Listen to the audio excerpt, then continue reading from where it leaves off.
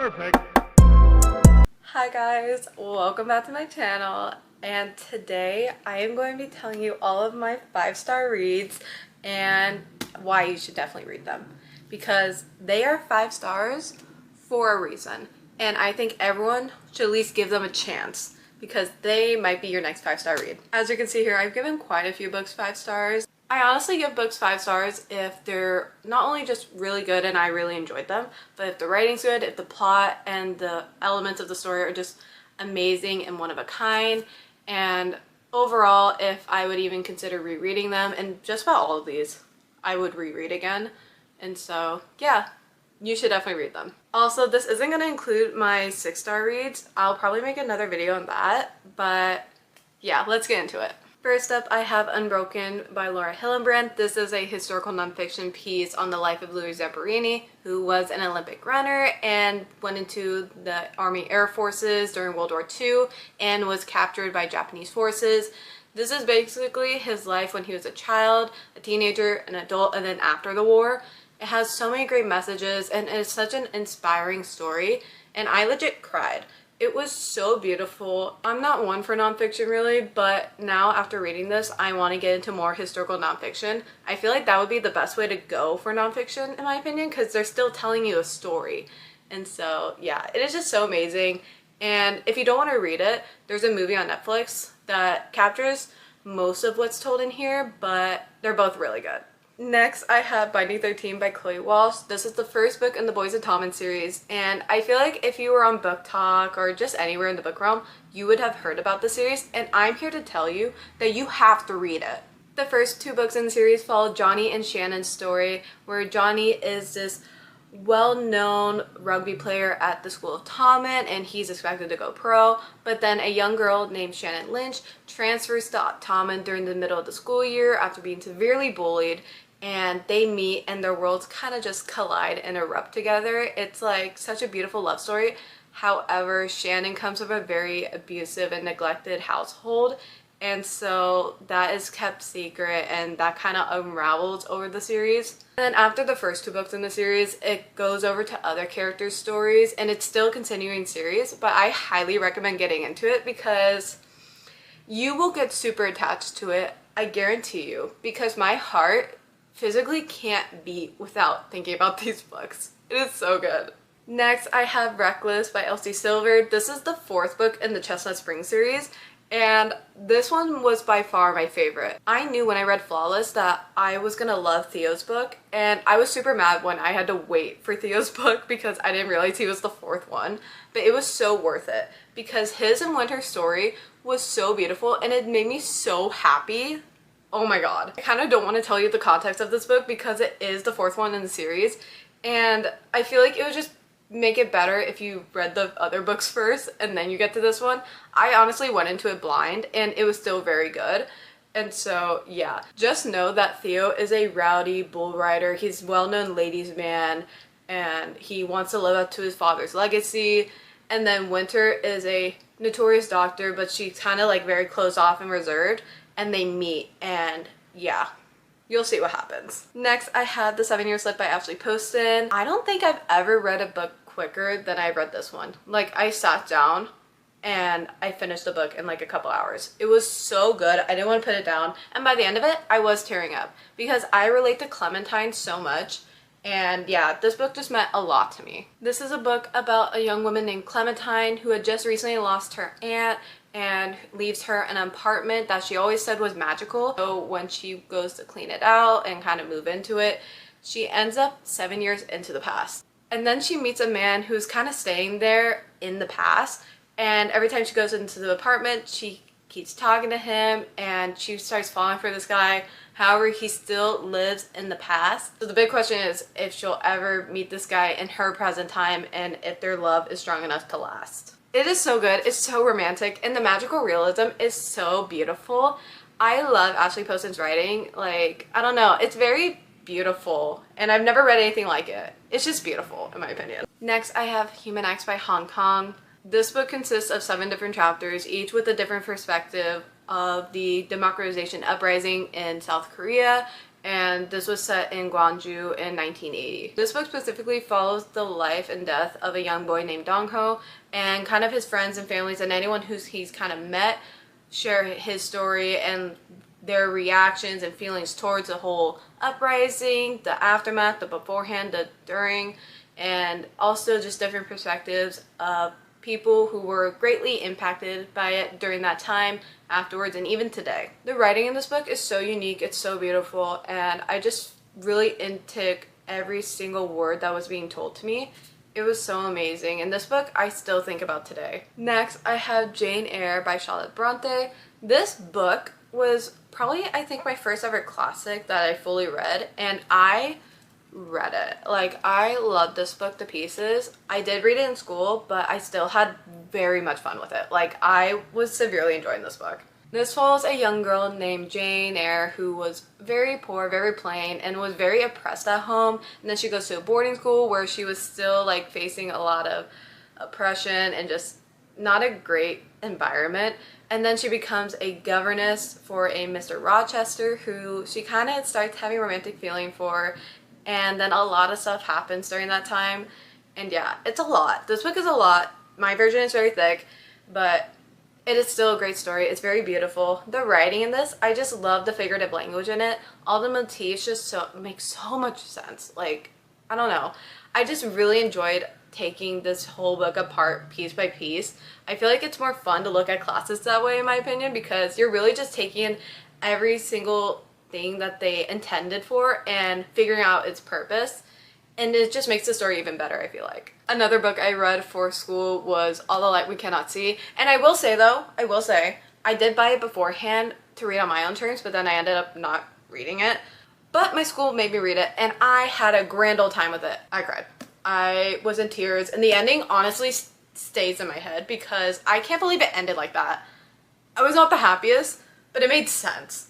This follows two young kids slash teenagers who were on opposing sides of the war and keep like almost going towards each other as the war goes on, and they both have their own intention during the war. Marie-Laure is a French girl who is also blind, and during the war she gets separated from her father, and then she is trying to find sanctuary from a family member. I believe it was like her grandfather or something, and she was trying to find him while still being blind. And then Warner, the young boy, is a German boy who kind of has a thing for technology and knows his way around it, and he kind of gets recruited almost by the Nazis, and he's in it, but he doesn't believe in what they believe. And throughout the war, they kind of keep getting closer and closer together, and it's a lot of back and forth for a while, but then you'll see their stories start to intertwine, and I love it when books do that. It just makes it so much better, and yeah, it was really fun. The anticipation was insane, but this book I feel like everyone should read because I love it. I don't think I've ever met a person who has hated this book, so you should go read it. Next, I have Part of Your World by Abby Jimenez. I love this book to pieces. It is almost like a Hallmark movie in a book, but just way better. It's like another level from Hallmark, I feel like, if I have to say, because it was so good, it was so romantic, and it was just so good. This story follows Alexis and Daniel. Alexis comes from a very wealthy and well-known family of doctors, and she is a doctor as well, but they want her to become like chief of surgery or chief doctor and stuff, but she doesn't really want that. She just wants to be a doctor and help people. And she meets Daniel, who is very much from a small town. He's kind of like the guy that everyone knows and relies on. He's like the unofficial mayor of the town, even though they don't really have one. And he's just a great guy. He's a carpenter, and he's very like rustic and all that. They meet and they have undeniable chemistry, but Alexis knows that no one's gonna really approve of him, but she can't stay away from him. So like, their lives start getting intertwined, and they don't even know if they can be a part of each other's worlds. Daniel, oh my god, he's so great. I'm in love with him. I love this man so much. I never wanted a carpenter more, I'm not gonna lie. And I relate a lot to Alexis, even though I'm not from like a rich, well-known family of doctors. I want to be a doctor as well, but I'm not like that, you know? Like, be for real. But yeah, I just love this story. It was such an easy 5-star read. I legit had to put this book in the other room because I kept wanting to read it and I had to go to sleep. Yeah. Next, I have One Dark Window by Rachel Gillig. This is the part of the Shepherd King's duology. This is the first book, and the second book, in my opinion, is even better, but you'll see that in another video. This book follows a young girl named Elspeth who, unfortunately, kind of gets a monster stuck inside of her, but the monster she calls Nightmare ends up protecting her from people and like bad men and people who want to hurt her and stuff. And he's like a little confidant for her, and you'll get to see more of their relationship grow between the duologies and stuff. It's very interesting dynamic, I'm not gonna lie. She then meets a highwayman who ends up being the nephew of the king, and they're trying to find a cure for all the dark magic to get rid of it. There's like a bunch of these cards and stuff that have different capabilities and magic and can be used for really bad things, and so they're trying to get rid of it. And in doing so, they're committing high treason and all that, and it's just insane. It's an insane story. It is beautiful, and the magic system is so unique. Like, when I tell you, I was so drawn to this book. I'm so attached to it. I love this story. Next, I have The Deal and the Goal by Elle Kennedy.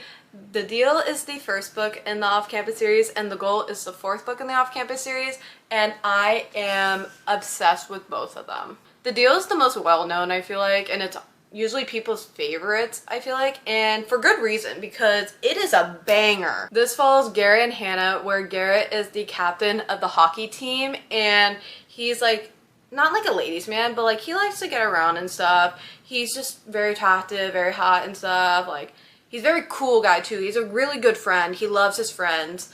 And yeah. And then he's in this one class where he ends up failing a test, and he realizes he's failing in the class and he needs a tutor. And then he sees someone get an A+ for the test, and he's like, how did you do that? And that ended up being Hannah Wells, who is a musician, very smart girl, and she gets asked to be Garrett's tutor. And in return, he's gonna help her get the attention of this football player whom she's had a crush on for a long time.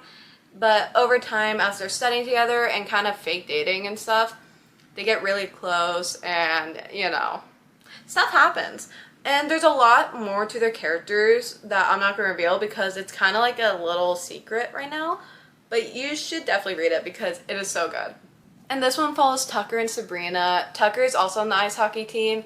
And I forgot to mention, but all the books in the Off-Campus series follow each of the guys in this friend group that are all on a hockey team, and they also live in an off-campus house, and so that's why it's called the Off-Campus series. I love this book so much. I feel like everyone doesn't like it because of the trope in it, but you know, whatever. Again, I don't really want to explain this one because I think it's better if you're surprised, because it gets hinted at in the third book, and I feel like when I read it, I was so shocked. So I'm not gonna reveal what this is about, but yeah, it's crazy. Next, I technically have Ruthless Vows, but I don't have that on me.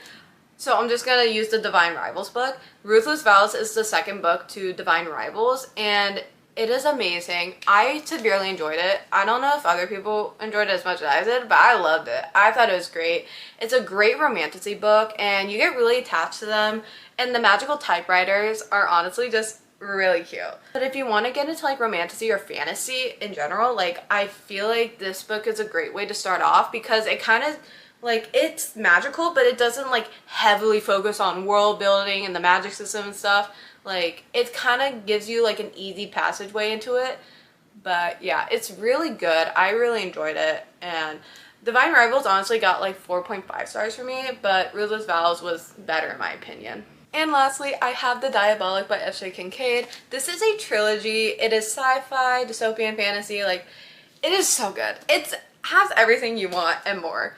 I love this trilogy so much. Like, no one ever talks about it, but I'm gonna talk about it now because it is that good. It is so amazing. This follows a Diabolic named Nemesis, and Diabolics are basically made to kill and protect the one that they are supposed to be protecting. Like, they're assigned to a person, basically. Someone rich and well-known enough to get one. And she ends up being a Diabolic to a young girl named Sidonia. Sidonia, it basically gets told that she needs to go to the Empire and go talk to the Emperor and stuff, and the family doesn't want to send her, so they send nemesis in disguise to be her just in case so Sidonia doesn't get hurt.